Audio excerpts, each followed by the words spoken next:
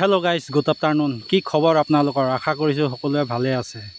আজি মই আহিলোঁ ফিছাৰীত এয়া মাছ মাৰিবলৈ, কাৰণ দিনটো বৰষুণ দি আছে, এবাৰ ৰ'দ দিছে এবাৰ বৰষুণ দিছে। তাকে ফিছাৰীতে আহিলোঁ ৰেইনকোট পিন্ধি এয়া মাছ মাৰিবলৈ। এয়া বৰশী চাওক, আপোনালোকক দেখাই দিছোঁ। হেল্ল' গাইজ, মাছ আহিছে, মাছ পাম বুলি আশা কৰিছোঁ।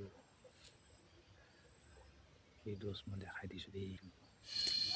এয়া চাওক কেনেকৈ মাছ খেলি আছে, বাহু মাছ। এয়া আপোনালোকক দেখাই আছোঁ। এয়া চাওক মাছ খেলি আছে, 5 কেজি ওজনৰ আছে মাছ। তাকে দেখিলে এইখিনিতে আহিব মাছ। বৰশী পাতি থৈছোঁ।